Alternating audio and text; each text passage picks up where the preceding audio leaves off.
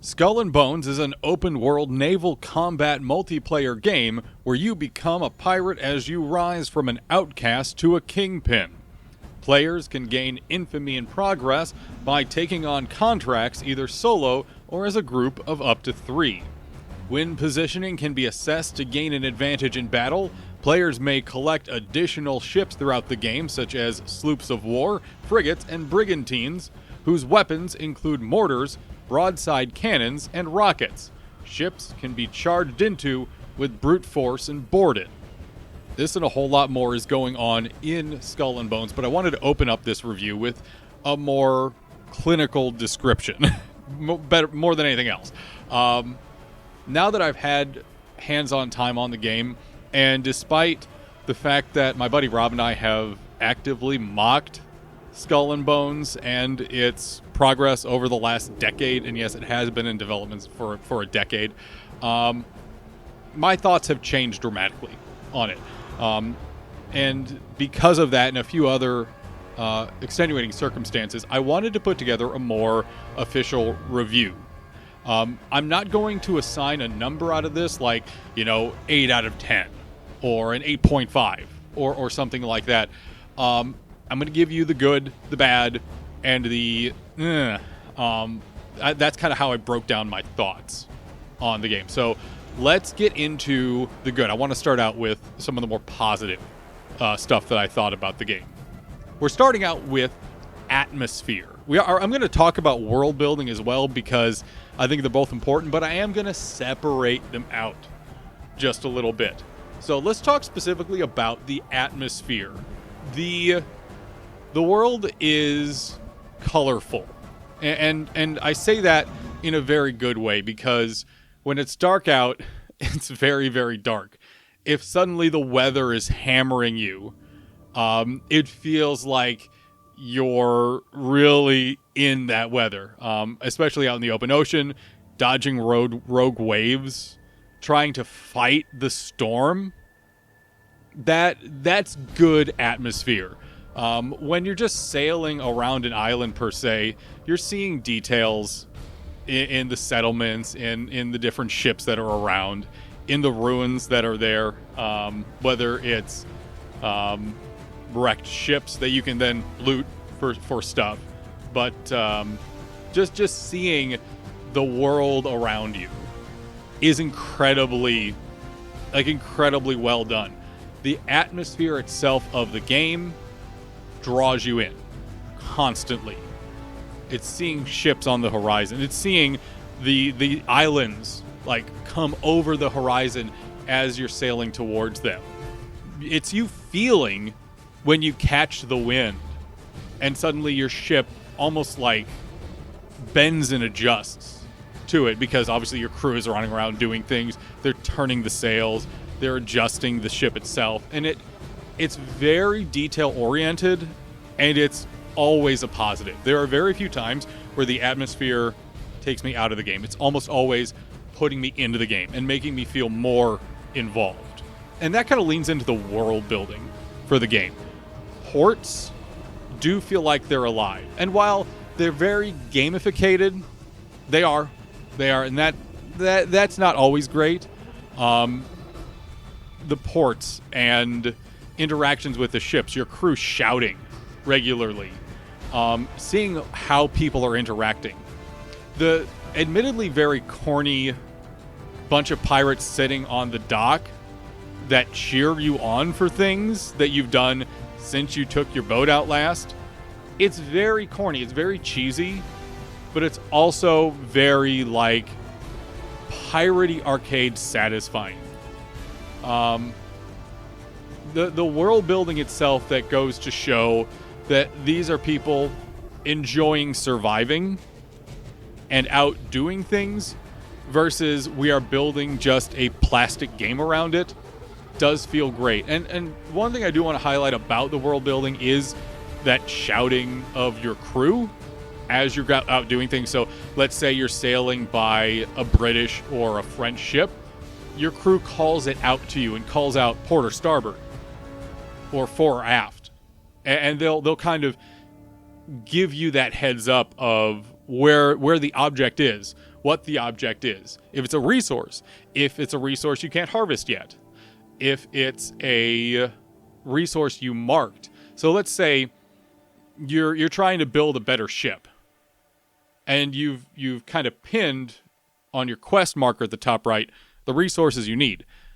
If you sail by a ship that can drop those resources, if you raid it or sink it, your crew will call that out. And it feels very satisfyingly interactive. It feels very much my crew is actually involved in what I'm doing and contributes a lot to that world building. On top of that, I did just mention combat. So another positive part of Skull and Bones is the combat. The visceralness of, okay, I'm pointing all of my guns at this ship and I am going to blast it. There is a little corniness, or there's a little, gaminess with, all right, shoot the weak points for massive damage. But I actually think this is a good thing sometimes. Rarely. It does. So I'll get into this, but with the boss fights in particular, the weak point system actually works to its advantage. I will say this. In normal ship-to-ship combat, the weak points feel a little cheesy, but, whatever. It really doesn't draw away from the game. But the combat itself, whether you're using the long guns, whether you're using standard cannons, whether you're using explosive mortars or rounds, whether you're using rockets, rockets are ridiculous. It always is satisfying. And being able to feel that difference in loadout in particular, I would compare it almost to like differences in loadout in Guns of Icarus or Void Crew, which I've been playing recently. That feeling of each style of gun does something very different is very satisfying. So I can start getting really specific with how I'm setting up my ships. I am still a huge fan of the long guns. Being able to accurately target things while mobile, while dodging shots, is a very good thing to be able to do. And it's also, when you nail it, very satisfying. You saw this a bit in my Ghost Ship video, where I was specifically, while at full speed, also trying to smash those weak points to take down the Ghost Ship's immunity. Solid. Absolutely solid. The combat overall in Skull and Bones is well done, satisfying, but not overly complicated. Where you can keep doing it over and over again, and you're thinking about it to a certain extent, but it's not like, okay, each encounter I have to put down a whole freaking chessboard. That's not the case. It is well simplified, but still enjoyable. It's complex, but not too complex. In fact, I think most people would probably say it's not complex at all, but that's neither here nor there. I mentioned it a bit there as well, but the boss fights. The Ghost Ship boss fight in particular was something that really turned me around on the game, where I really wasn't thinking about picking the game up, but then I ran into that Ghost Ship encounter and spent over a half hour fighting this one ship.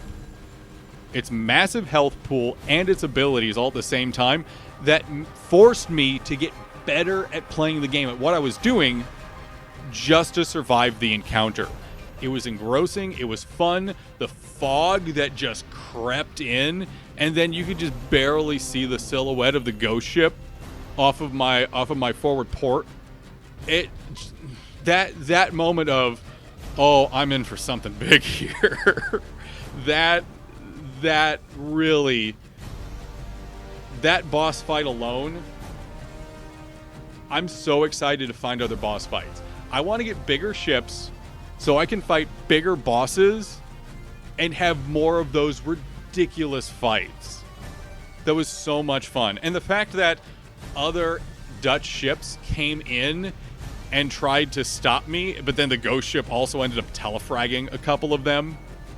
And then other players got in to help fight the Ghost Ship and all the other Dutch ships.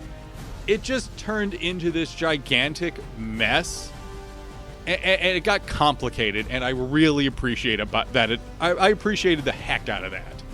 It was so nice to see that develop. The boss fights are a major plus. A huge plus. We need more bigger boss fights. Give us a Kraken. Give us give us a royal fleet we have to fight. Give us an ironclad. Just give us all of that stuff. I don't care if it doesn't fit or not. I just want it. On a pretty different note, one thing I also think is a strength about the game is its resource management. The actual loot and commodities itself, that's something I'm not quite 100% on, and I'm going to talk about that later. But the actual resource management itself, where okay, I have a new ship I want to build. I need to go get these different things. I need this many of this resource. I need to refine these resources to be able to build this. And then I need to actually arm the ship. So I have to go out and get these resources to make these new cannons. And I'm going to reuse my other cannons from my previous ship. And you get the idea. It is so satisfying. It really tickles my brain to manage resources like this. I really can't justify it with normal human beings to be like, yeah, no, this is totally a great feature. I don't know if it's a great feature, but I know it tickles my brain in a good way, and I like it. So there's that. Last thing on the good list, before we get to stuff I'm not so sure about, is the actual tech behind the game itself. And you're going to be like, Dan, what are you smoking? Are you dumb? But there are some things about the game that are honestly technically fascinating, like absolutely impressive. The stable FPS of the game. So for those that don't know, I run and stream off a single system. In this system, solid i5 CPU, never struggles, and a 3080. I can easily push 120 FPS on this game at high settings. No problem, no sweat. I start to hear the fan a little bit in my case, but otherwise, the actual, like, the optimization on Skull and Bones is impressive. They did a really stellar job considering how gorgeous parts of the game are. Again, the actual, atmosphere and the world building, the way the ocean moves, waves, the fact that it is so stable FPS wise is really impressive. Also, and speaking of the ocean, the actual ocean mechanics itself, where it starts to get rough, the storm starts to impact you, sometimes other weather can come in, the way that ships move, the way that the ship can actually fight you depending upon the wind and the weather and the ocean's movements, that's pretty impressive. That feels like, okay, I actually do need to pay attention and control my ship. That feels really good. And I didn't really expect that, but the fact that they really nailed that part, that helps the world building, that helps the atmosphere, that helps that feeling of, okay, I got to make this journey across the open ocean now. I have to prepare for it. I have to be ready for this. Have I taken a bathroom break recently? Have I actually stood up and stretched? Because I might be sitting here for a little bit dealing with this. And I love it. I love that. It makes me not want to use fast travel. If I'm not like on a time crunch like I was with building that my newest ship there, I don't want to fast travel. Because honestly, I want that immersion of, all right, this is going to be an adventure, but we got to get over to where we got to go. Let's hustle. Let's move. So that incredibly well done. There's other parts of the tech as well that are really like impressively well done. Again, the graphics, how gorgeous the game looks, the way the crew interacts as part of your ship. There's a lot of good. There's a lot of good there. And I think credit where credit is due with the tech that was developed for Skull and Bones.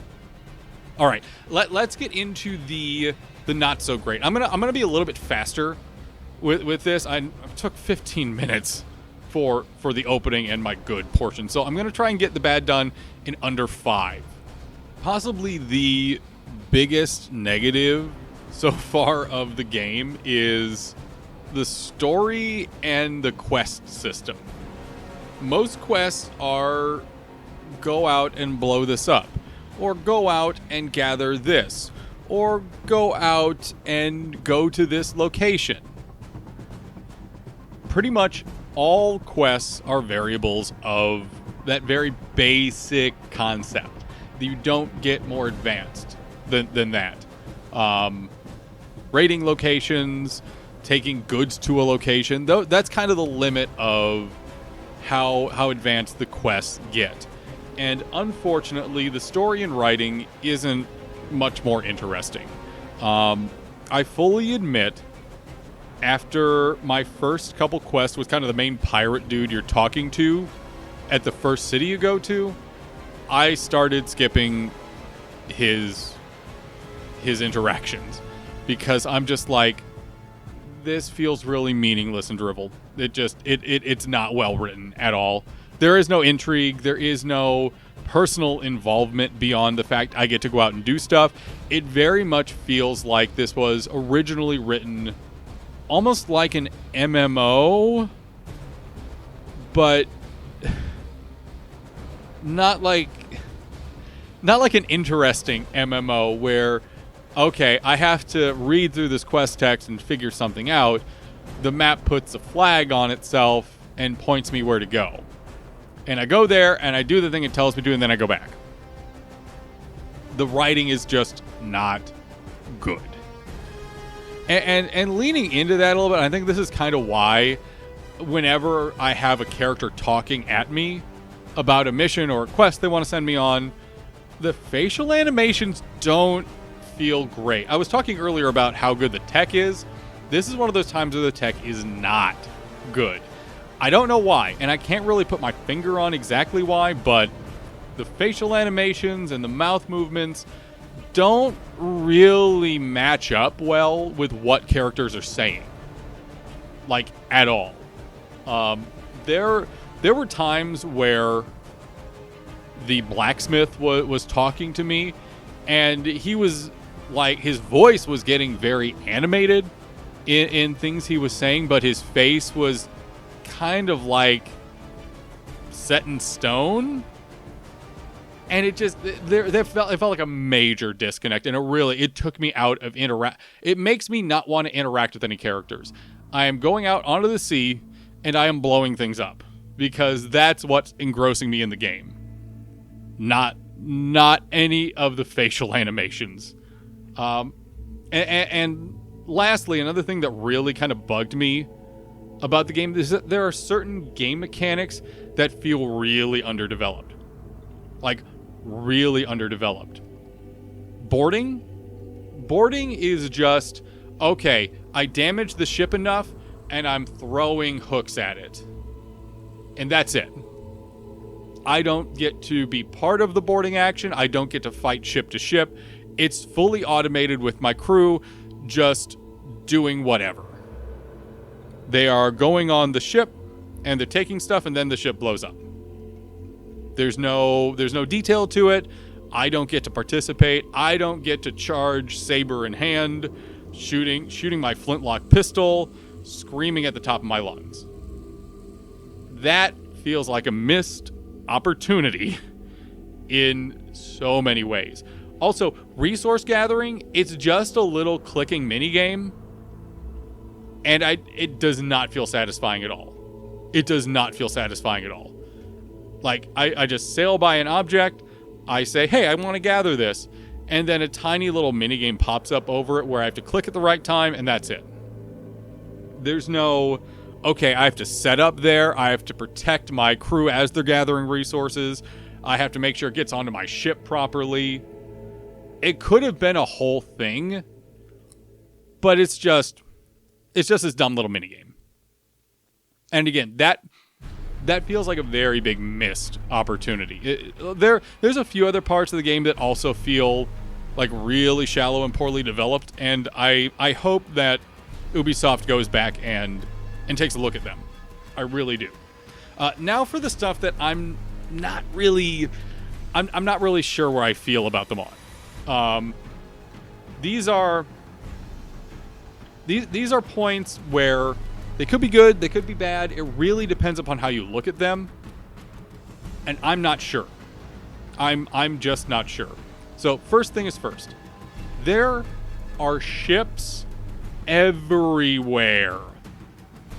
The ocean is so full of boats. There are, and this even so in rivers, obviously you can run up against a couple of ships and suddenly it's a tight squeeze. That I get. That makes sense. That feels normal. But in open ocean, sometimes you could have a dozen different kinds of ships around you. And they could be fighting each other. They could be just trying to do fishing or gathering, or could be on a trade route. But there are points in the game that I've already encountered where there are so many ships. And here, this is why I'm iffy on this. I love a filled world. A world that feels alive, great. But if there are so many ships that I'm having to constantly scan and keep track of them and figure out, okay, so if I try to get resources off one of them, these three are going to attack me, then those two others might join in on the fight against the other three ships, and trying to deal with this constant massive amounts of ships, that kind of takes me out of it a little bit, because suddenly it feels unnatural. Suddenly it feels like the game is trying to shove so many ships in everywhere all the time that it's artificially overpopulating everything, and it feels wrong. I hope I'm describing that correctly. And the other thing, and this is kind of a thing with loot and commodities that I don't always feel great about. There are some pieces of loot, some commodities that you are literally going to be throwing away. There is stuff just floating in the open ocean places. Like there were so many times where I just came across like repair kits or lumber just floating around. That's not even from a ship that got wrecked. It's just floating there. That I'm like, why is this even here? This does not make sense. And to kind of build on that, some loot and commodities are so common and they're not used for many things. And with commodities specifically, you trade them, so you're not actually using them for building anything. It's just resources that you use to build things.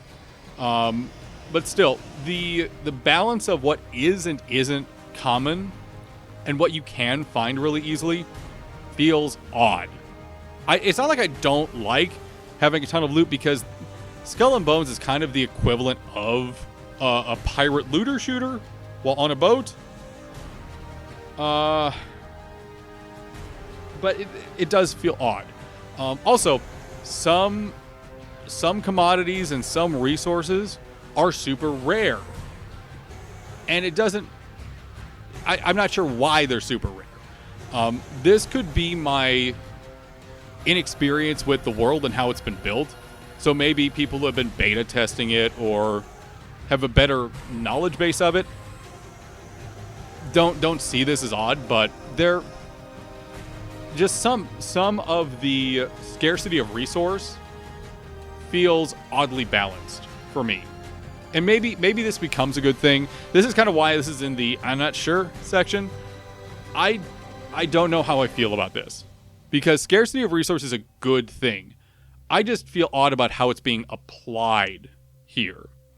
And speaking of how rules are being applied, the last thought I really have on this are PvP restrictions. So PvP is limited to events. Like, just these specific PvP events where you're going into it, you are fighting other players for certain things. That's it. There is no open PvP, at least as far as I've been able to find. And in events like the Ghost Ship Battle, for example, it's like, again, there's no PvP whatsoever. So I'm not at risk for harming my fellow ships around me, even though we're not in a party. I like the fact that I don't have to stress about PvP on a regular basis, but part of me wishes I would. I have a tough time justifying this, but I was one of those people who really loved PvP servers in vanilla WoW. I loved open world PvP. I was also a warrior, and that really didn't help anything because I got my ass kicked so many times. Part of me wishes that there were more specific servers for Skull and Bones, and maybe there would be PvP servers, but then it would just become toxic nonsense, and it wouldn't work out well. So while I wish there was a little more open PvP, I don't have a good solution for it. I simply don't. So while I wish there was a little more to the PvP in this game, I like where it is right now, and I don't have a solution to how to improve it in some way. With all that being said, Skull and Bones surprised me. Skull and Bones did something I didn't think it would do, which was actually get me wanting to play it. Between how the resources were managed and that boss fight and atmosphere, I really do enjoy the game. Now, the price points on the Epic Game Store for Skull and Bones range from $60 currently for the base game to $90 for the premium edition, which gets you little collector's edition stuff. It's standard collector's edition fare plus playing the game early. In my opinion, in my personal opinion, the game is worth that $60 mark, with the caveat that there is some kind of season pass coming. I don't know what the price of the season pass is going to be. I don't know when it's starting. I don't know if, part of it is going to cost money, part of it isn't. I just know that there is some kind of season pass coming. So keep that in mind. Otherwise, at the $60 price point, I actually feel like it's worth buying. At the $90 price point, I don't. That I wouldn't. I wouldn't do that.